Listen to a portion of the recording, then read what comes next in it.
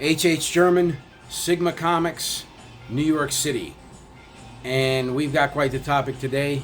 But before we get into it, I'm going to take a shot from the Calico mug. Quite the topic indeed. Comics, the quality of comics today. So I've appeared on a few shows talking about this issue. I'm going to name a couple of shows that I personally like and or have been on. So my friend Wes there at Thinking Critical, it's a YouTube channel. He does a fantastic job of covering comic book news. If you haven't subscribed to his channel, go check it out. It's Thinking Critical on YouTube. There's another channel called Comics by Perch. That's a great channel that I enjoy. I haven't been on that channel, but Perch does a great job covering comic book news. And really, those are the only two channels that I subscribe to, YouTube channels that I subscribe to, specifically for comic book news. And they have also, talked about this topic. I'm going to give you my take. I've been very clear on my stance. I think in addition to the cultural component, which has been talked about mainly as being the main culprit, but I think in addition to the cultural issues is also the corporate issue and the generational issue. And I think those play quite a big bit of importance in the issue of the quality of comics, right? So let's hit the first two, and then we'll hit the generational issue, which I think is actually a bigger component. So corporates, the corporate issue. Well, listen, comic books used to be counterculture back in the day. By back in the day, I say anything, mid or early 90s before. Prior to Marvel becoming a publicly traded company. I think they went public in 92, 93, something like that. Maybe early, a little earlier. Anyway, but they didn't go corporate right away. They went corporate sort of more into the 2000s. So let's say anything over really before 2000s. Comics is counterculture. Comics was counterculture. We read comics everywhere. You weren't necessarily the coolest kid if you read, Spider-Man or Fantastic Four. But you loved it and you geeked out and you had a great time. Now it's mainstream. Comics is mainstream. It's corporate stuff now. And what happens is once you go corporate, the sort of innovation of things just sort of goes by the wayside, and it's taken over by boardroom decisions, executive level decisions that change the course of storylines, and we have to get inclusion. There have to be a certain amount of these people have to be on that page, and you start quantifying things, and that's not how creativity works. It's sporadic and organic. Organic and corporate do not go together. Okay, so that's a huge issue right there. Okay, that doesn't even get you into other aspects such as distribution and whatnot in terms of the business. But I'm just talking about the quality control, the quality of the product. Cultural. Okay, this is the one you hear more prominently on YouTube. People saying, well, certain group of people taking over comics, espousing political views. Is that valid? Well, yeah. There's some validity to that, sure. Yeah, there's some truth to that. In fact, they're doing much more than that. They're actually, banning people who disagree with them from comics, and that's pretty frightening, and truly disappointing. Just because someone disagrees with you, how the hell are you going to go try to take their livelihood? That's just not right. Yeah, that's terrible. In fact, you're a bad guy for doing stuff like that if you're doing that. And unfortunately, that's what's happening. We don't care about politics at all. We care about animals. For those of you who know Sigma Comics, we're the champions of animals. We fight animal abuse through comics, which by definition means that we don't do people. We do animals. We don't do politics. So, we have customers that are left, right, up, down, white, black, green, yellow, man, woman, they, them. It doesn't matter. If you love animals and you love comics, we love you. That's all we care about. As long as you love animals and comics, you're on our team. And the bottom line is, there's a cultural thing going on here today, and it's definitely reeking in comics. That's true. Do I think it's the sole reason? Absolutely not. and stand by for a generation. Generational. I think this is a very big piece of it right now. I mean, you got kids who've never even been in a fight writing comics. How are you going to write comics, which, you know, the foundation of comics is conflict. Good versus evil, right?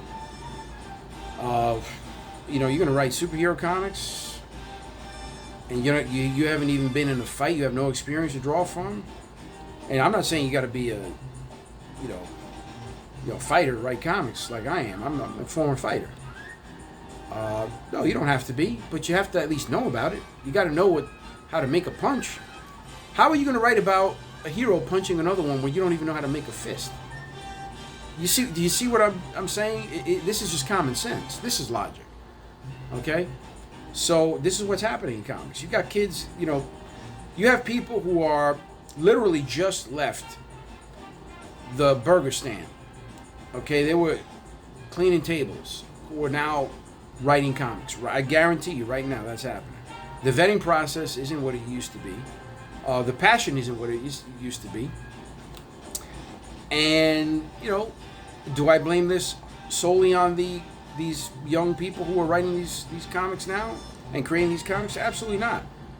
Absolutely not. And unfortunately, this is what's happening on the other side. The people who are upset with these comics, they're just attacking these creators. And it's not even them. It's the editors that you really need to start hurling stones at. Because they see this. They see the quality's not there. Okay? They don't do a good enough job of providing these people with guidance and information and history to make sure that it will satisfy, it meaning the creative product will satisfy the audience, the intended audience, right? You've got people that have been reading certain comics for generations. I mean, just take the Spider-Man audience, Amazing Spider-Man. You've got people who've been reading Spider-Man for literally generations, not decades, generations, okay? I was reading Spider-Man in the 80s and 90s. All right, that's one generation right there.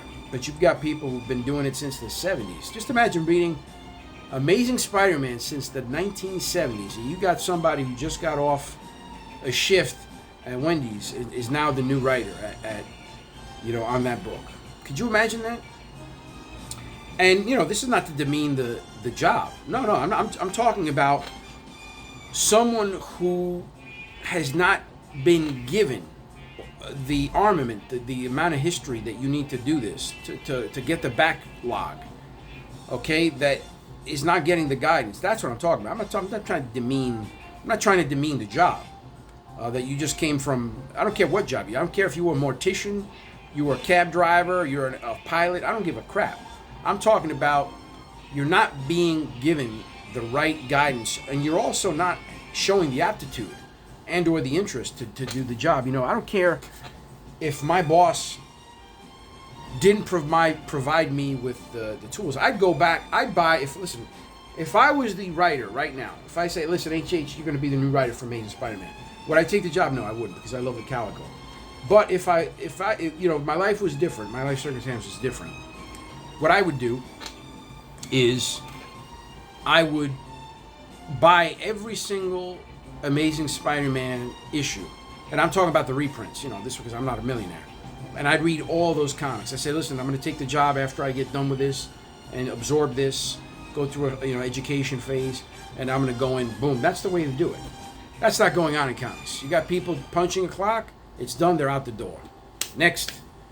And you can't do that. Case in point, you know, when you're a creator these days, you got a lot of people, these creators who are antagonizing the fans. They're actually, instead of acknowledging whatever shortcomings they might have and trying to improve it, no, their response is to attack the audience. Well, that's just ridiculous. Could you imagine? This is an audience that's been buying this comic book for generations. Try McDonald's. When you have the experience of buying this product for generations and somebody comes in off the street and is going to change the menu because they decide that they're going to just change the menu. They're going to do a new menu item that they want because they like doing it. That's what's happening in comics right now.